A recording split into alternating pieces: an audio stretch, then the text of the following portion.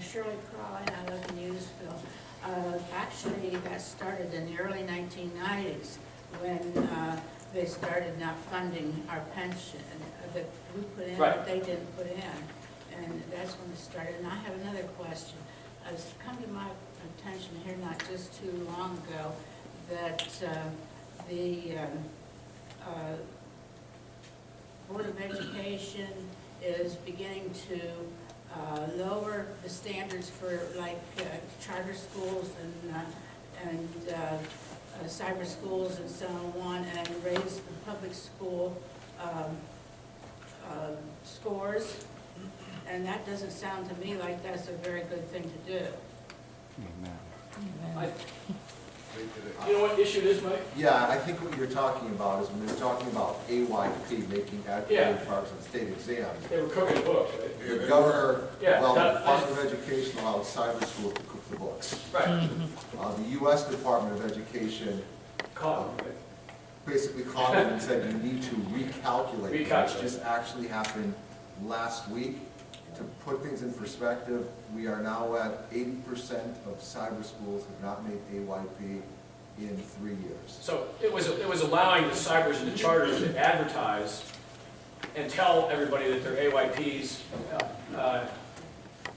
yearly progress. Adequate yearly progress. Yeah, But it is a tax issue, because, you know, when you start to talk to local school administrators, teachers, and local magistrates, judges, oftentimes they're truant children that are failing in school, that actually need to be in school, that opt to cyber school. They never turn the computer on, and it's, in East Lycoming School District, we're budgeted for $500,000 of taxpayer money that's oftentimes going to be wasted. There may be children that can benefit from cyber education, but we're seeing too many that aren't, and it's a bad. yeah. What would happen when I was solicitor back in the day is a kid would be in disciplinary trouble with the district, and we're getting ready to make some corrective actions, and all of a sudden, boom, the parents enroll them in cyber school, and they're gone, and the district has no ability to see whether they're turning their computer on, what kind of progress they're making, anything. The district, they are now in this cyber school, and then 2 years later, they've made no progress at all. They re-enroll in the district, and now, boom. Many times in the same grade they left. Yeah, well, they've made no progress. Or worse yet, a lot of them are dropping out Yeah. of school, and if you don't have at least a high school education and probably beyond, they're going to be in this box in here. We're going to be supporting them throughout. So it's a bad investment all the way around for taxpayers, and especially for a child that's struggling. We've got to find ways to keep kids in school. And that's the bill that I'm introducing is supposed to address. I'm not saying it's going to make everything perfect, but it's certainly going to make it. But we need to start making some steps. Just, can I add on? I mean, if Mr. they, Coons, they you sure don't turn can.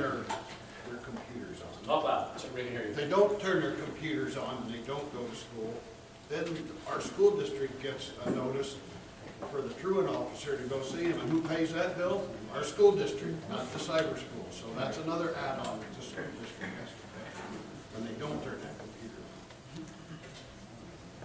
Sir? Willing to try again, I give you Sure. credit for that.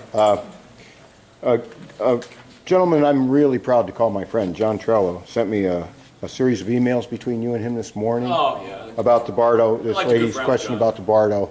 And in that exchange, he had asked you why DEP can take readings from an electrically run compressor station and use that as a criteria for, pollution standards, and then be building all these gas-fired compressor stations. He said, why not electric? And I believe your remark to him was, well, where are you going to get the electricity from? Somebody else's backyard? You care to explain what you meant by that comment? Just pushing John's buttons. It pushes mine too, sir. You're elected to protect and take care of the interests of the people of the Commonwealth, not, push their buttons. With John, you don't know my history with John. Sir? Yeah, I have another question. The MasterCard Visa merchant surcharge that just was declared by the United States Supreme Court, that the merchants it's, say a MasterCard charges you 5% to use their card, and the merchant absorbs the 5%. Under the new ruling, they can surcharge that to you, the individual.